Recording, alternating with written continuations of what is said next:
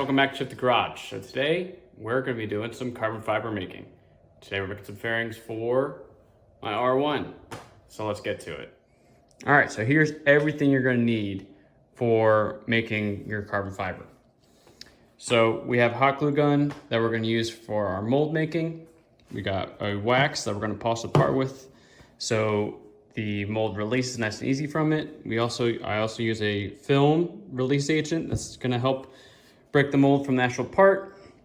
Gel coat, clay, I'll show you what we're going to use that for. It's going to fill in the cracks between the actual part itself and the attachers to the mold.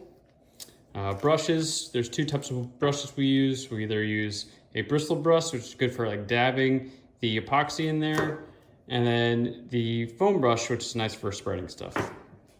We got our epoxy and hardener. This is the fiberglass we're going to use to make the mold. A wedge to help kind of release the mold from the actual part. Our popsicle sticks, another type of thing we kind of use to help release the mold from the part. Of course, our carbon, and then some cups we use for measuring and a scale to help measure it out. So first thing, we get our part, make sure it's all clean. I like to use like a microfiber cloth and some alcohol to make sure all the grease and everything is off of it. Now next up, I need to wax it. So let me get to that part, and we're gonna keep showing you how you can get carbon fiber done with nothing crazy in your garage. All right, so after you get your part all clean, the first step, we're gonna wax it. And the wax helps release the mold from the part itself. So I'm gonna do that first. And then I like to go an extra step and also put the release agent on there. It creates a nice film over the part before you do your gel coat. And I like that extra step of protection, make sure nothing messes up this part. So maybe the mold comes off, part stays perfect. So let me get to mold and doing this, and then we'll take it to the gel coat.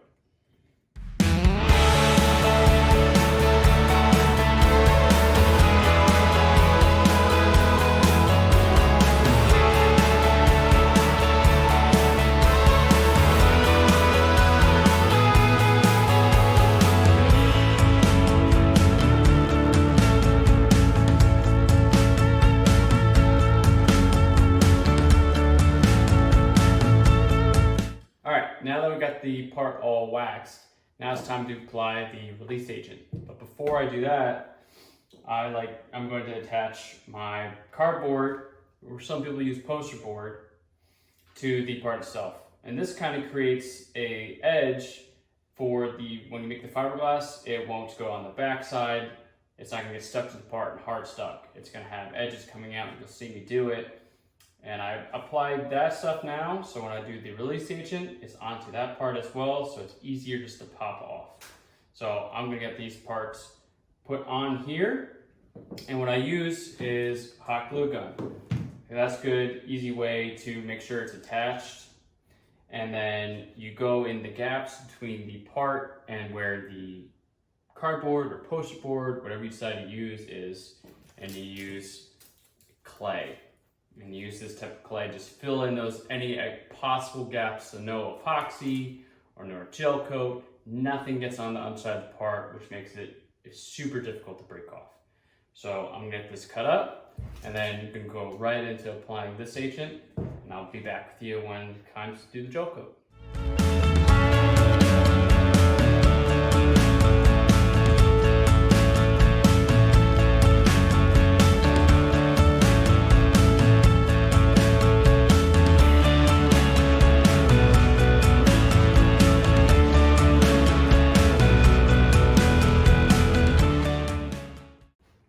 All right, so we got the first piece ready to go.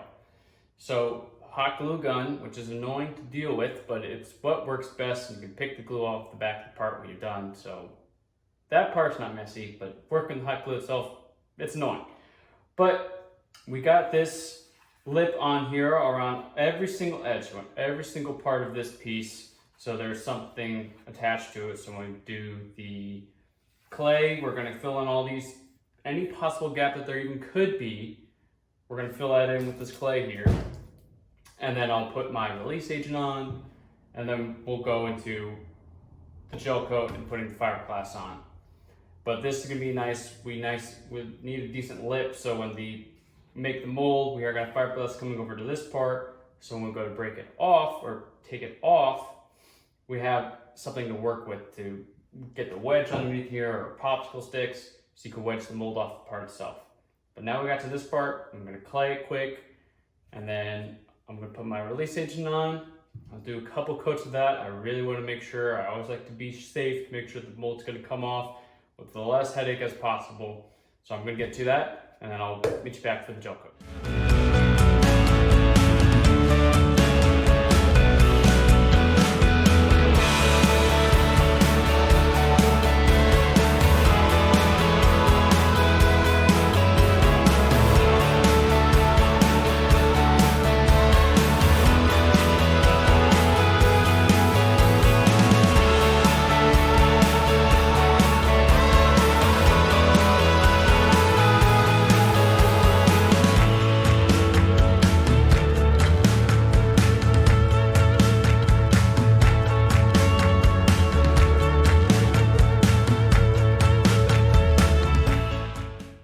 All right, so got a couple coats of the release film on there.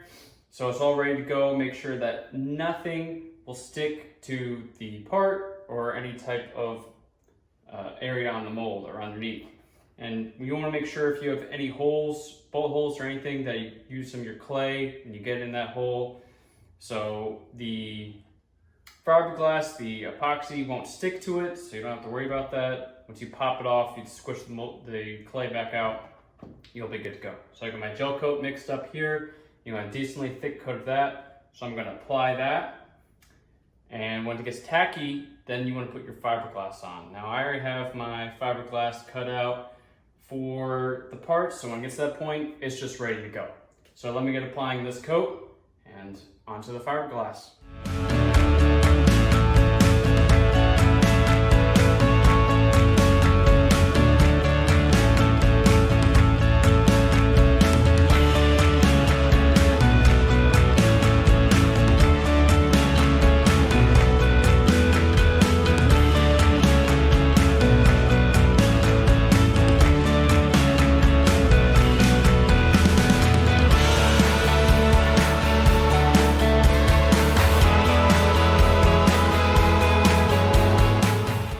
So my gel coat's starting to tack up, so it's ready for the fiberglass to go on. When you do the layers of the gel coat, make sure that it's thick enough. So when you do the molds and you take it off, there's no missing spots or anything. And I like to use a foam brush so you don't get any bristle patterns in there. The bristle brush is good for when you get into like corners, like when I'm going to do the holes over here, or a sharp corner for just dabbing in the epoxy, making sure that it's not going to lift or anything like that. But let me get going on getting this in there. And if you have any type of holes or anything like that, and you're using this type of fiberglass, like a weave, it's more difficult to get into the area. So I cut some little bits up and kind of undid the weave a little bit so I can really form it in there and get the bolt hole that I need without messing anything up or getting any lifting, which would really kind of destroy the mold and not make it so good.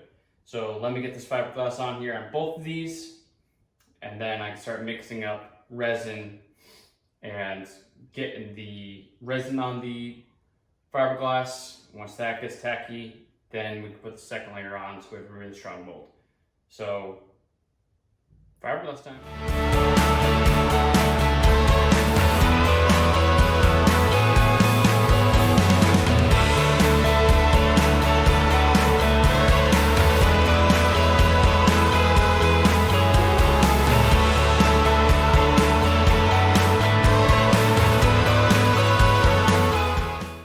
So the molds are all done, all dried up. So I went with 2 layers of the fiberglass. These molds are nice and strong. I have to now use wedge or popsicle sticks to help pop out and release the part from this, which shouldn't take too much effort. It takes a little bit of wiggling around to get it out, but it should come out relatively easily.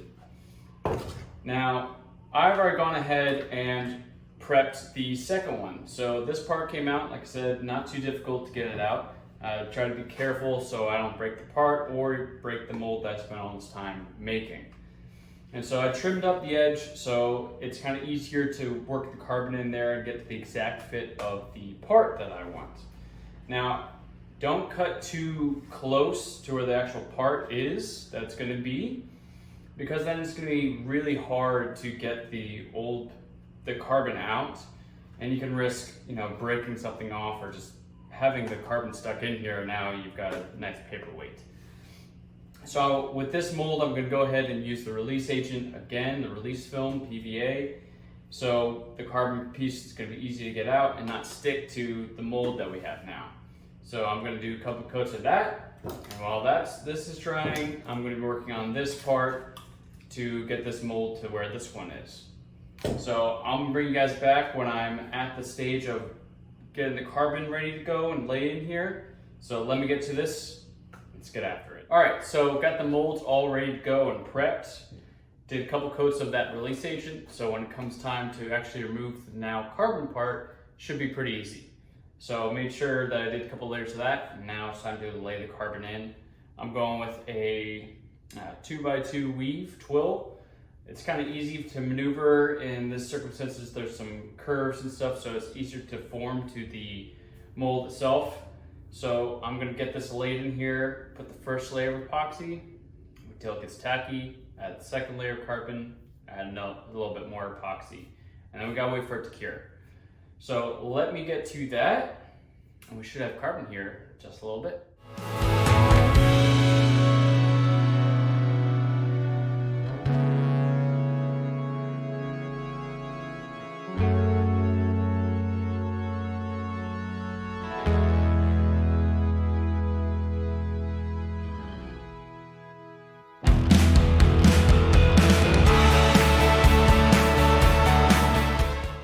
So the epoxy's all dried up, so the carbon parts are ready to get pulled out of our mold.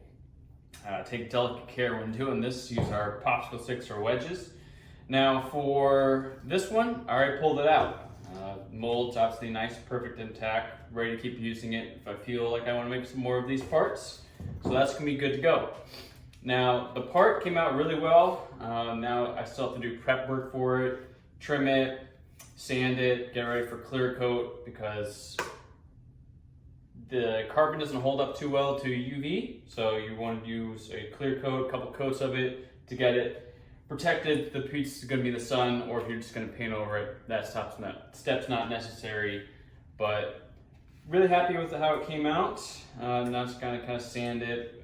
A couple places that have either some excess, no air pockets in it anywhere on here, and then trim it up, and this will be good to go. So this piece now needs to get pulled out. So I'm gonna get on that. We're gonna check out how this one looks. Whew! All right. Look at that. So this came out super nice. Obviously it needs to get cleaned up. Like here's the release film that's stuck to it. Obviously our mold is still perfect, good to go for another one if we wanted to, but really like how this came out. Weave pattern looks good. No air pockets or anything. Yeah, so this looks really good. So now it's just time to trim it up to match the size of the original part. This one actually goes to this one. So we'll just trim off the excess here, sand it down. We'll do our coat, so clear coat. Get it look matching really nice to the original part. You gotta drill out the holes here for the screw to go in, but it looks really good. So you saw just a couple of basic hand tools, really. You can end up with a nice carbon fiber part. You either use it aesthetically for whatever project you're working on, and we call it expensive arts and crafts for a reason here. So it's just popsicle sticks, epoxy, paintbrushes, and some time, and turned out really well. So I'm super happy with how this came out. Super excited to get this all finished up and put it on the bike. So now I'm gonna get to getting this ready to go. All right, so the carbon piece is all done. The other piece is just getting clear coat, finish up drying, but this is it. So trimmed, sand, clear coated, now it's ready to go on the motorcycle. So hopefully you guys learned something.